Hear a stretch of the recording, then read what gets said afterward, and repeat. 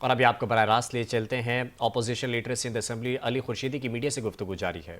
اس کے اصل محرکات کا پتہ لگ سکے کہ کیا وجوہات تھیں، کیا محرکات تھے، کون سے اداروں کی نااہلی تھی، اور پھر اس پہ سزا کا تعین بھی ہو تاکہ آگے اس طرح کے اقدامات کرنے میں حکومت کو آسانی ہو۔ ویسے تو جو موجودہ حکومت ہے وہ عوام کے لیے کچھ کرنے کو تیار نہیں ہے۔ میں نے شروع میں ہی نوحہ رو دیا اپنے شہر کا، میں پورے سندھ کا رونا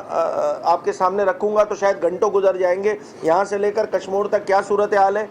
وہ سب آپ کے سامنے، آپ میڈیا حضرات اس کو کور بھی کرتے رہتے ہیں مختلف مواقع پہ۔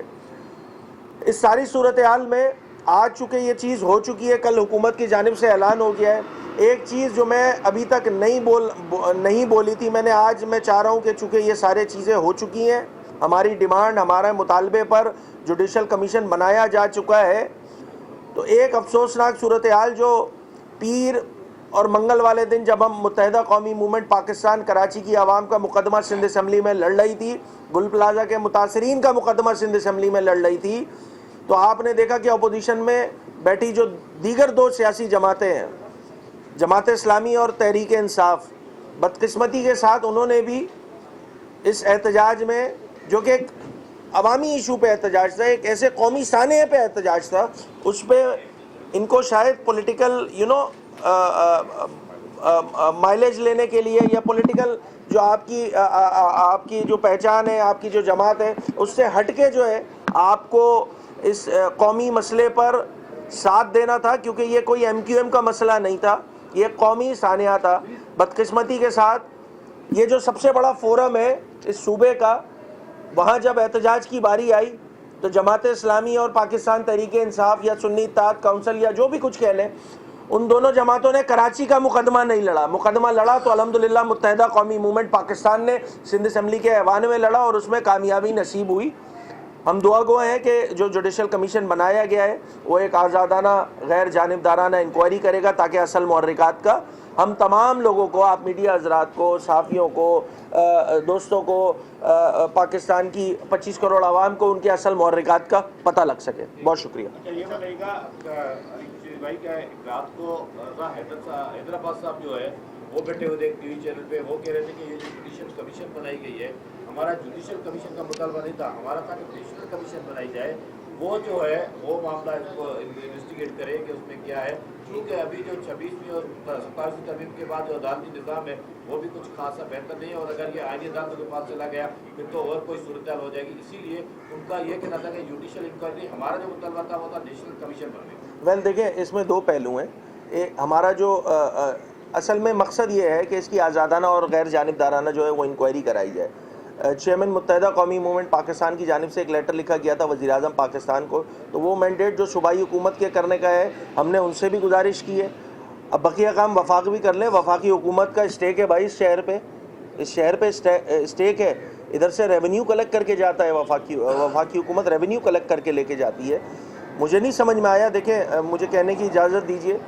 کہ اس اتنے بڑے قومی سانحے پر جو حکمراں جماعت ہے وفاقی سطح پہ، ان کی غیر موجودگی بھی ایک سوالیہ نشان ہے۔ اب یہاں پہ ان کے جو بھی کرتا دھرتا ہیں وہ زیادہ بہتر انداز سے جواب دے سکیں گے۔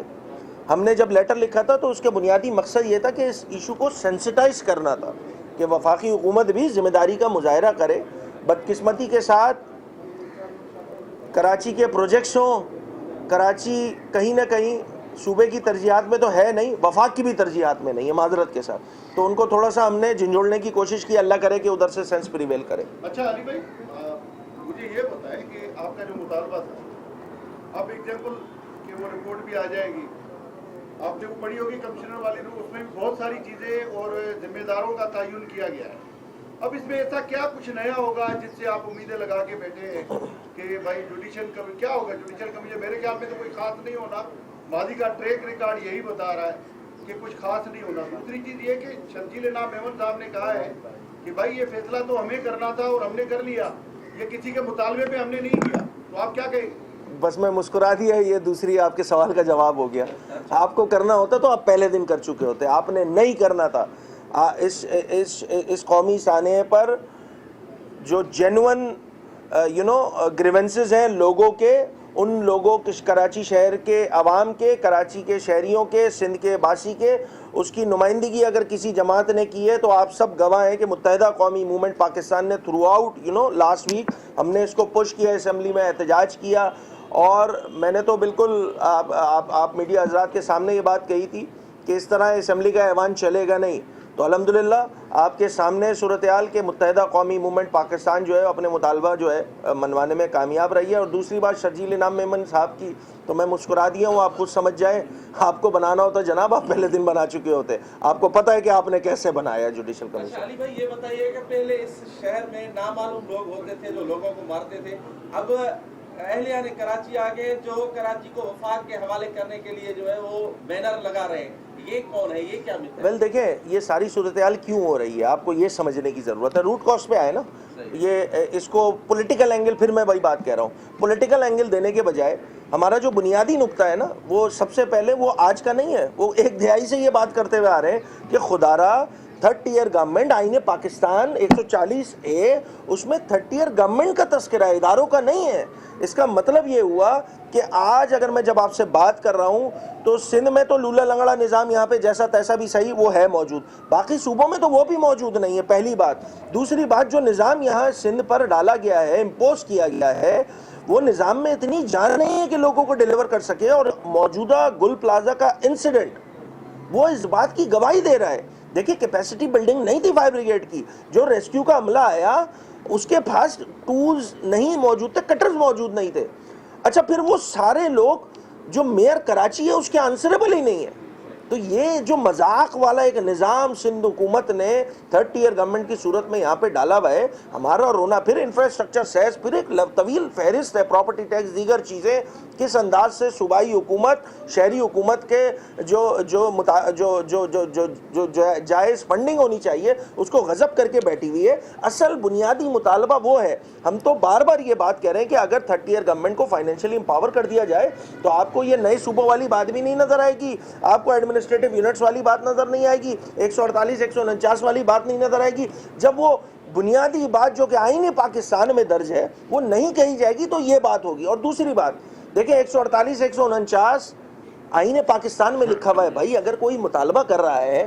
ٹھیک ہے تو وہ آئین کے مطابق کر رہا ہے نا۔ اگر آپ کو لگتا ہے کہ آئین کے مطابق مطالبہ کرنا غداری ہے تو پھر ایک کام کریں، پھر آئین سے نکلوا دیں، آپ کی تو ہم سے زیادہ میجورٹی ہے بھائی، آپ کی تو ماشاءاللہ ہر بات سن لی جاتی ہے، آپ کی تو 26ویں ترمیم میں بھی سن لی گئی، آپ کی تو 27ویں ترمیم میں بھی سن لی گئی، تو آپ اس ایشو کو خدا را میری گزارش ہوگی پولیٹیکل اینگل دینے کے بجائے تھوڑا سا میرٹ پہ بھی دیکھیں، آپ کو چیزوں کو بڑا آسانی سے پتہ لگ جائے گا۔ علی بھائی آپ کو کل جو تحقیقاتی رپورٹ منظر عام پر آئی ہے، ہم نے بھی پڑھی وہ، اس کے اندر کسی بھی ذمہ دار ادارے کے شخص کا نام موجود نہیں ہے، اداروں کے نام تو لیے جا رہے ہیں، ریسکیو 1122 کو کلین چٹ دے دی گئی، پولیس کو وہاں پر کلین چٹ دے دی گئی، لیکن ایسا لگ رہا ہے جیسے اس تحقیقاتی رپورٹ میں، تحقیقاتی پر ذرا زور دے رہا ہوں کہ کمنٹری کی گئی ہے اور صرف یہ بتایا گیا ہے کہ فلانا اتنے بجے پہنچا، فلانا اتنے بجے پہنچا، فلانا ذمہ دار کون تھا اس تحقیقاتی رپورٹ میں بھی نہیں لکھا ہوا، کسی شخص کا نام نہیں لکھا ہوا۔ پھر بتایا جاتا ہے کہ کچھ افسران کو معطل کر دیا گیا، تو یہ بلی کا بکرا بنا کے معطل کیا گیا ہے، واقعی کوئی تحقیقات کی گئی ہے، کیا کیا گیا رپورٹ؟ ویل دیکھیں یہ جو ہمارا بنیادی مطالبہ تھا نا پہلے دن کہ اس کی دیکھیں آزادانہ غیر جانبدارانہ انکوائری کرائی جائے۔ بھائی میرے گھر کا گیٹ کیوں کھلا ہوا تھا تو اس کی ذمہ داری ہوگی نا کہ گھر پہ رات کو گیٹ بند کرنے کی ذمہ داری کس کی تھی؟ بھائی مسٹر ایکس کی تھی، تو جب تحقیقات ہوگی تو مسٹر ایکس کا نام آنا چاہیے نا۔ اسی لیے اس تحقیقات میں ہمارا عدم اعتماد تھا، تو آپ کا سوال جو ہے نا ہمارے اس مطالبے کو تقویت پہنچا رہا ہے، اور یقین کریں جو بھی ذی شعور انسان ہے نا وہ ہمارے مطالبے سے کبھی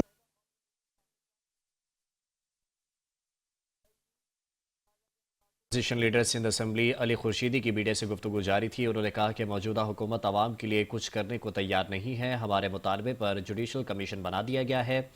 صوبے کی دیگر اپوزیشن جماعتوں کو بھی کراچی کا مقدمہ لڑنا چاہیے تھا۔